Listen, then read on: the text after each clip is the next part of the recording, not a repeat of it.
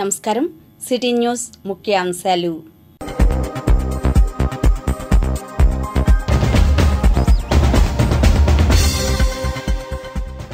Skill development పై ప్రత్యేక దృష్టి pilot ప్రాజెక్టుగా మంగళగిరి మంగళగిరిలో భారీ వస్త్రదానం డిఎస్ఆర్ సేవా ట్రస్ట్ వితరణ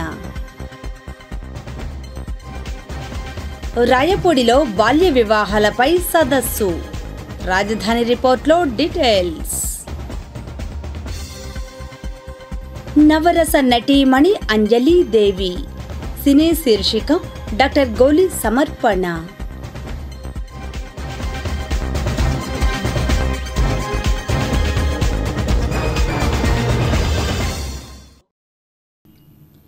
ఏపీలో స్కిల్ డెవలప్మెంట్పై చేపట్టే వివిధ కార్యక్రమాలకు గాను మంగళగిరిలో తొలుత పైలట్ ప్రాజెక్టును రూపొందిస్తామని మంత్రి నారా లోకేష్ అంటున్నారు.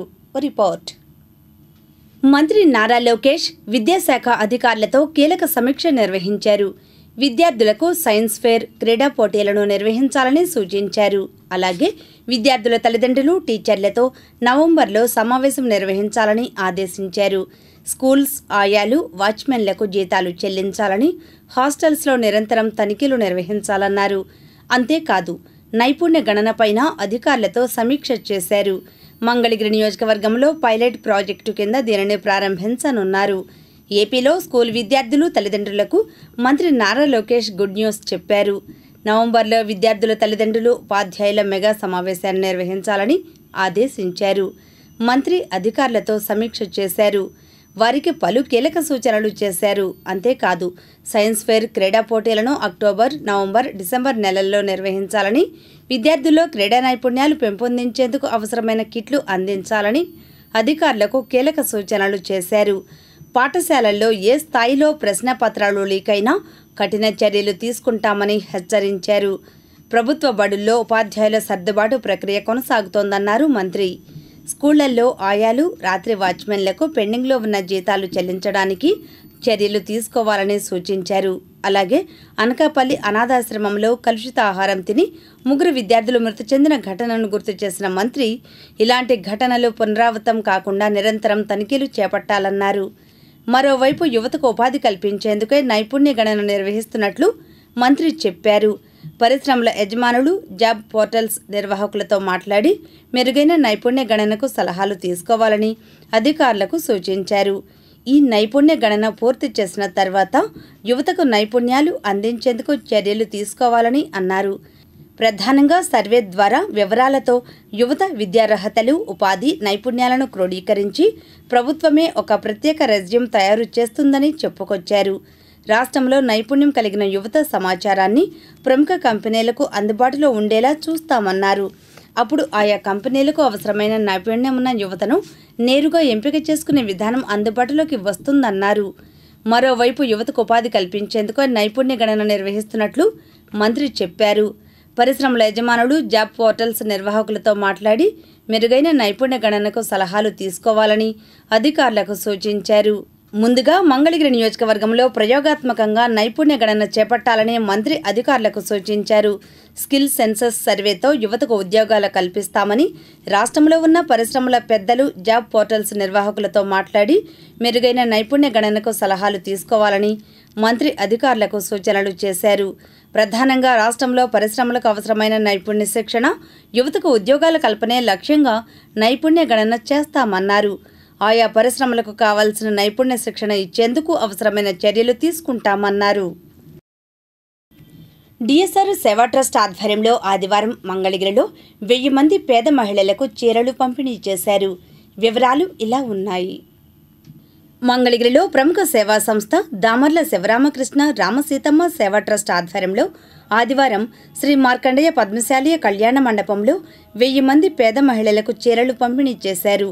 2016లో ప్రారంభమైన డిఎస్ఆర్ సేవా ట్రస్ట్ మంగళగిరిలోని రత్నాల చెరువు, రాజగృహకల్ప ప్రాంతాల్లోనూ, బాపట్ల జిల్లాలోని ఐలవరం, ఇసుకపల్లి, పేటేరు తదితర గ్రామాల్లో ఉచిత వైద్య శిబిరాలు, ప్రతిభావంతులైన పేద విద్యార్థులకు స్కాలర్షిప్స్, అలాగే ప్రతి ఏటా పెద్ద సంఖ్యలో పేద మహిళలకు చీరలు పంపిణీ చేస్తుంటారు.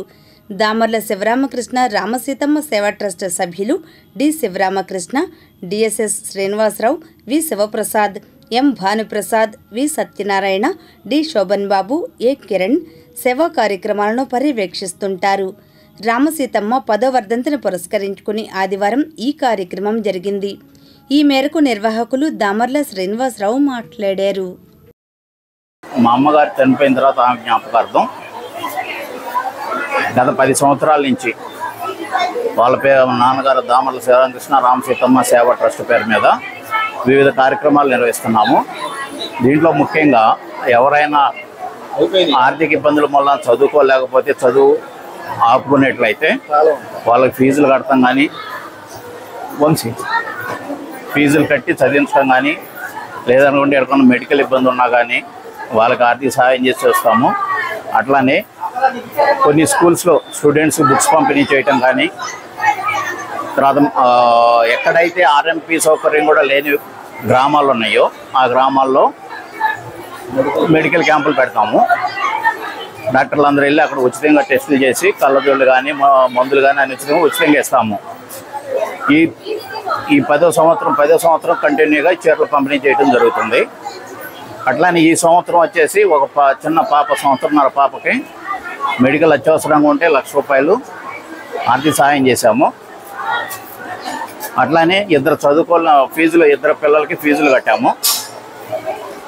ఐలవరంలో ఒక స్కూల్కి స్పోర్ట్స్ కిట్స్ కానీ, లేకపోతే వాళ్ళకి సంబంధించిన ఇన్ఫ్రాస్ట్రక్చర్ రహదారి కావాలంటే దానికి కూడా ఆర్థికంగా సహాయం చేసాం గవర్నమెంట్ స్కూల్కి. ఇట్లానే ప్రతి సంవత్సరం ఇటువంటి కార్యక్రమాలు కంటిన్యూ చేస్తూనే ఉన్నాము. ఎవరికైనా సరే ఆర్థికంగా ఇబ్బందులు ఉండి చదువుకోలేని వాళ్ళు ఎవరైనా ఉంటే సంప్రదిస్తే మెరిట్ స్టూడెంట్ అయితే వాళ్ళకి కావాల్సిన సాధ్యమైనంత వరకు ఆర్థిక సహాయం చేయగలుగుతాము. మీకు తెలుసా, ఇటీవల ముగిసిన ఒలింపిక్స్లో మొత్తం ఎంతమంది క్రీడాకారులు పాల్గొన్నారు? సమాధానం: ఇటీవల ముగిసిన ఒలింపిక్స్లో మొత్తం 10,714 మంది క్రీడాకారులు పాల్గొన్నారు. తుళ్లూరులో వివిధ కార్యక్రమాలు జరిగాయి. వివరాలు రాజధాని రిపోర్ట్లో.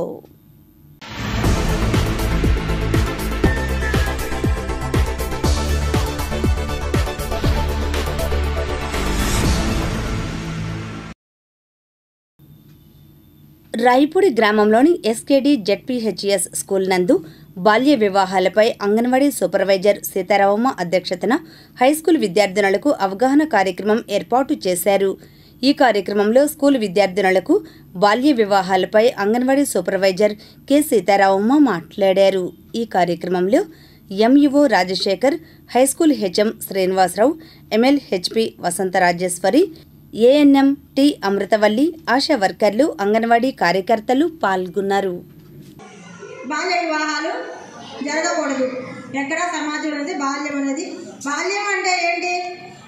అప్పుడే పుట్టిన పిల్లవాడి దగ్గర నుంచి, అంటే పిల్లవాడు కానీ పిల్ల కానీ 18 సంవత్సరాలు నిండకూడదు. ఆడపిల్లకి పిల్లవాడికి వచ్చేమో 21 సంవత్సరాలు నిండకూడదు అనేది ఏంటంటే బాల్యం అనమాట. ఈ బాల్యంలో మనం వివాహాలు జరుపుకునే చాలా వరకు సార్ కవర్ చేశారు. పెళ్లి చేసుకోవడం వల్ల ఏమవుతుంది? మన శారీరకంగా కానీ మానసికంగా కానీ ఎదుగుదల అనేది ఉండదు. ఆ ఉండడం పోవడం వల్ల ఏమవుతుంది? మీరు బలమైన శిశువుని కూడా సమాజానికి అందించలేదు. బలమైన సమాజం లేకపోతే ఏమవుతుంది?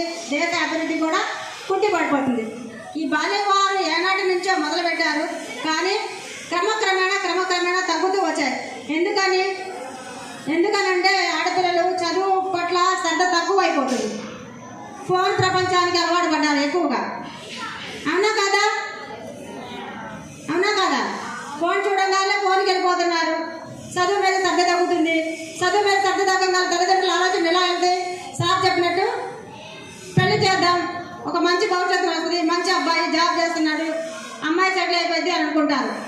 కానీ మీ సెటిల్ అయ్యే సంగతి వాళ్ళకి తెలియదు. మీరే తెలియపరచాలి. ఇలాగా అమ్మ మేము బాగా చదువుకున్నాం, ఫస్ట్ ర్యాంకులు వచ్చినాయి అనుకో, ఎవరికి చదువు ఆపేయాలని తల్లిదండ్రులకు అనిపించదు. నవలూరు శ్రీ నాగేంద్ర స్వామి వారి పుట్ట తోటలోని శ్రీ సుబ్రహ్మణ్యేశ్వర స్వామి కళ్యాణ మండపంలో పుట్టతోట వంశపారంపర్య ధర్మకర్త కాసు లక్ష్మారెడ్డి 4వ వర్ధంతి సందర్భంగా శ్రీ సుబ్రహ్మణ్యేశ్వర స్వామి ట్రస్ట్ ఆధ్వర్యంలో ఆదివారం ఉచిత వైద్య శిబిరం నిర్వహించారు. గుండె, నేత్ర, దంత, స్త్రీలకు సంబంధించిన వ్యాధుల రోగులకు వైద్య పరీక్షలు నిర్వహించి ఉచితంగా మందులు పంపిణీ చేశారు. శిబిరంలో doctor P Vinay Kumar, doctor Anusha, doctor Seshagiri, doctor Radhika వైద్య సేవలందించారు. ఈ కార్యక్రమంలో trust chairman Kasu Ramakrishnareddy, trust ప్రతినిధులు Kasu Ratnakumari, Dhanalakshmi, shine foundation chairman DG Nayak, Tirumal Reddy, Vangapati Srinivasarao, అన్ని వివేకానంద, తమ్మిన సాయి వినయ్, రామిరెడ్డి, ధర్మారావు తదితరులు పాల్గొన్నారు.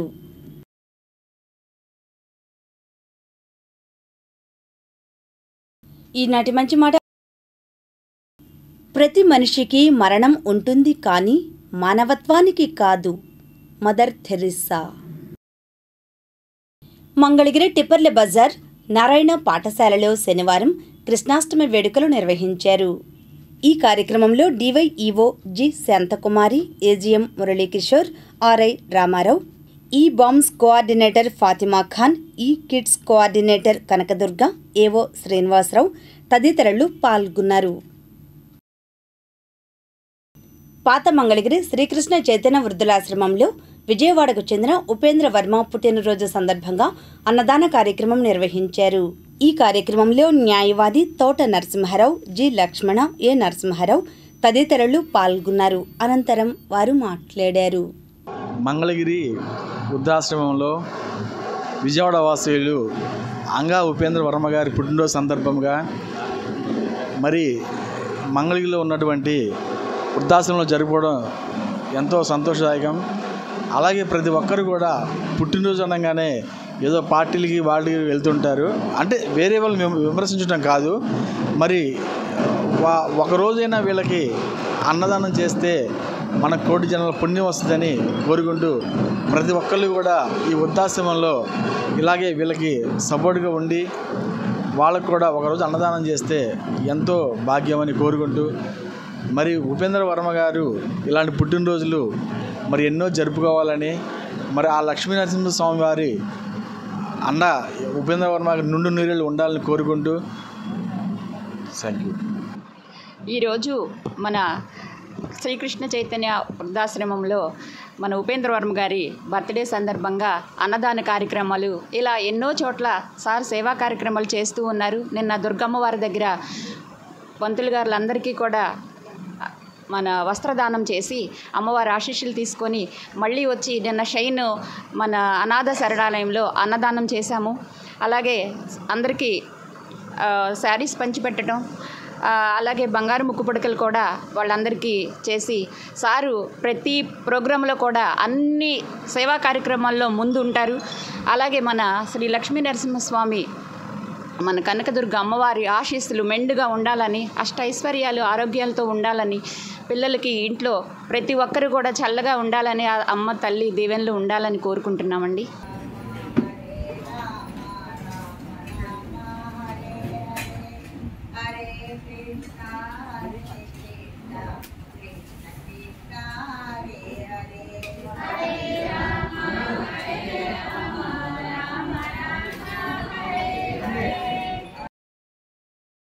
ఇప్పుడు ఆధ్యాత్మిక సమాచారాన్ని వీక్షిద్దాం. పాత మంగళగిరి శ్రీ పోలేరమ్మ అమ్మవారి దేవస్థానంలో పోలేరమ్మ అమ్మవారి బోనాల మహోత్సవం జరిగింది. ఈ కార్యక్రమంలో మాజీ మున్సిపల్ చైర్మన్ గంజి చిరంజీవి, పద్మశాలీయ సంఘాల నాయకులు దామర్ల కుబేరస్వామి, జగ్గారపు శ్రీనివాసరావు, పాత మంగళగిరి పద్మశాలీయ సంఘం నాయకులు ఊట్ల పాల శ్రీనివాస్ తదితరులు పాల్గొన్నారు. అనంతరం వారు మాట్లాడారు. పాత మంగళగిరిలో వేయించేసి ఉన్న గ్రామదేవత శ్రీ పోలేరమ్మ అమ్మవారి బోనాల పండుగ మహోత్సవం ఈరోజు అత్యంత వైభవంగా కోలాహలంగా దేవస్థానం వద్ద నిర్వహించుకుంటున్నాం. మరి పాత మంగళగిరి పద్మశాలీయ సంఘం కమిటీ ఆధ్వర్యంలో ప్రతి సంవత్సరం కూడా శ్రావణ మాసంలో 3వ ఆదివారం నాడు ఈ యొక్క కార్యక్రమం ఘనంగా నిర్వహించుకోవడం జరుగుతుంది. ఈరోజు భక్తులందరూ కూడా విశేషంగా మరి వీనులు అందరూ దేవస్థానం వద్దకు ఇచ్చేసి ఉదయం 6 గంటల కాడి నుంచి కూడా తండోపతండాలుగా వస్తున్నారు. మరి ఉదయం 7 గంటలకు ఈరోజు అభిషేకాలు ఘనంగా జరిగాయి. మరి అలాగే ఇందాక 9 గంటల కాంచి కూడా పసుపు కుంకుమలు తీసుకొస్తుంటే బజార్లు మొత్తం కూడా ప్రజలతో భక్తులతో మమైకమైపోయి ప్రతి చోట వారులు పోస్తూ గడప గడపకి వారులు అందించారు. మరి మాత మంగళగిరి భక్తులందరూ కూడా ఈ కార్యక్రమానికి విచ్చేసి మంగళగిరి చుట్టుపక్కల ప్రజలందరూ కూడా విచ్చేసి అమ్మవారిని దర్శించుకొని తమ తమ బోనాలు మొక్కుబడులు సమర్పించి ఈ యొక్క కార్యక్రమంలో పాల్గొని అమ్మవారి ఆశీర్వాదం తీసుకున్నందుకు చాలా సంతోషం. మరి అలాగే ఇంకా గంట తర్వాత ఇంకా అమ్మవారికి బోనాల కార్యక్రమం ఉంటుంది. సాయంత్రం 4 గంటలకి శ్రీ పోలేరమ్మ అమ్మవారి పులివాహనంపై నగరోత్సవం ఉంటుంది. మరి ప్రతి సంవత్సరం కూడా మనం చూస్తున్నాం. మరి పాత మంగళగిరి కొంగు బంగారం పోలేరమ్మ తల్లి మరి ఇక్కడ స్థాపించి మరి ఇక్కడ ఉన్నవారికి కూడా ఎవరికి తెలియదు. సుమారుగా 100 సంవత్సరాలు పైబడి మనకు స్వాతంత్రం రాకపోవడమే ఇక్కడ స్థాపించడం జరిగింది.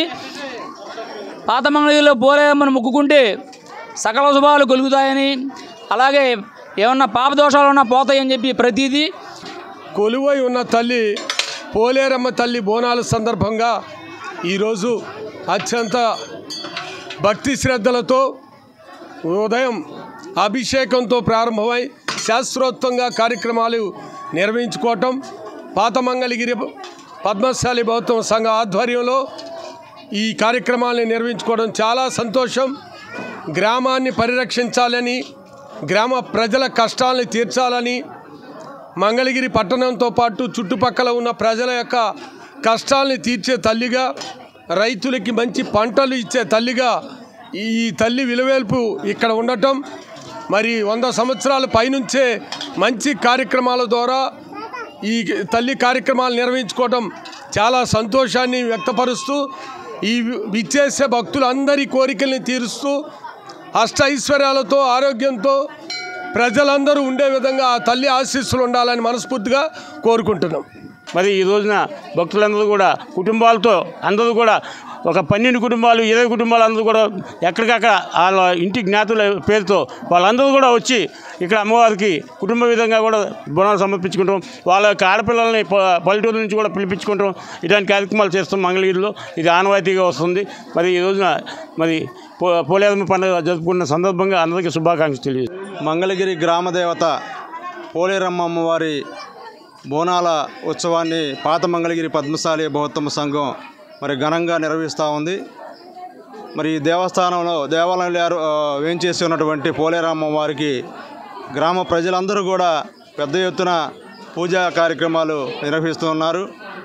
ఒకటే ఆ తల్లిని కోరేది, ఈ దేశం, ఈ రాష్ట్రం, అలాగే ఈ మంగళగిరి నియోజకవర్గంలో ప్రజలందరూ కూడా ఆయురారోగ్యాలతో సుఖశాంతులతో మరి ఆర్థికంగా మంచి మరి ఉన్నతంగా ఉండేందుకు ఆ తల్లి సహకరించాలని చెప్పేసి, మంగళగిరి నియోజకవర్గ అభివృద్ధికి ఆ తల్లి ఆశీస్సులు ఉండాలని చెప్పేసి ఈ సందర్భంగా కోరుకుంటూ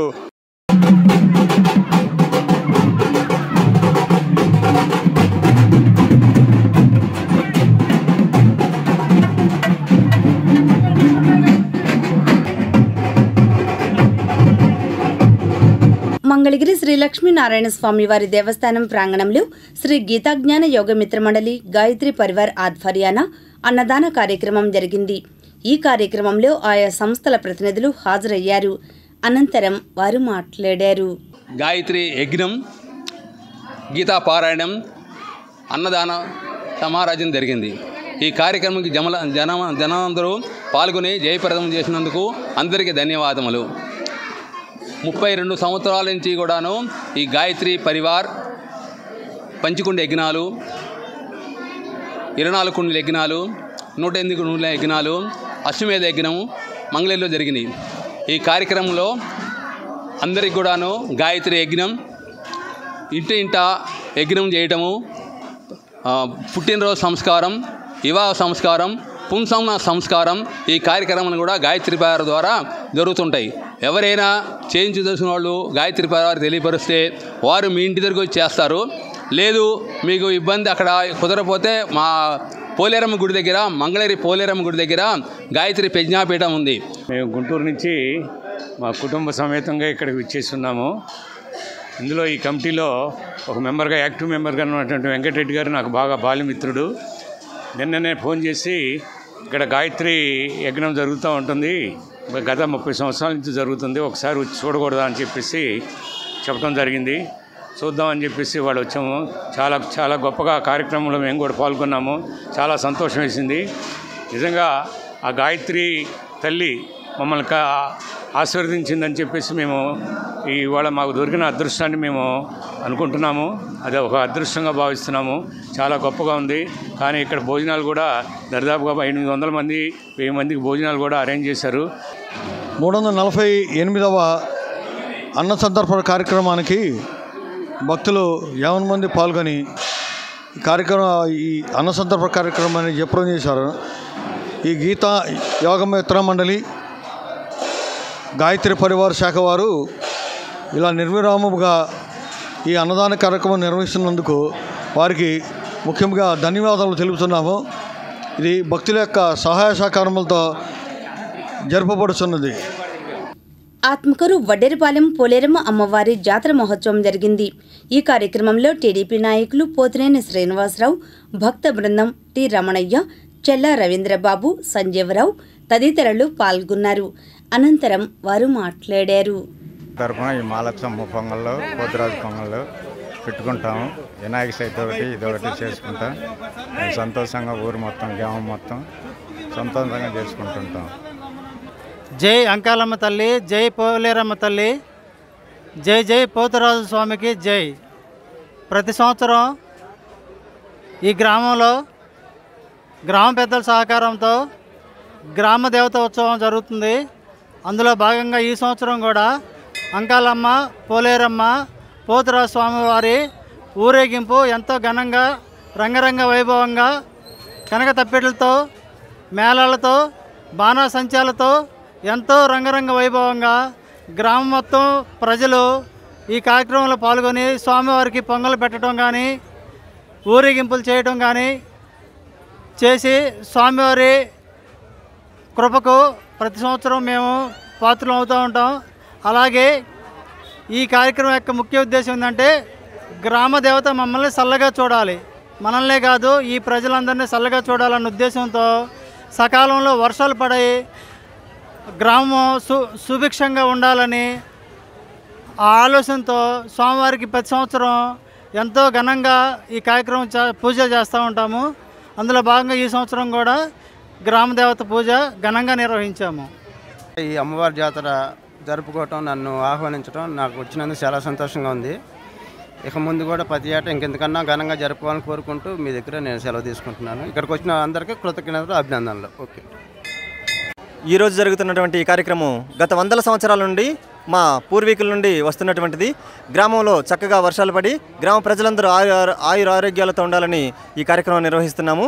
ఈ కార్యక్రమానికి వందలాదిగా వేలాదిగా ప్రజలందరూ వచ్చి ఎంతో చక్కగా అమ్మవారి పూజా కార్యక్రమంలో పాల్గొనడం అందరికీ కూడా ఎంతో సంతోషదాయకం.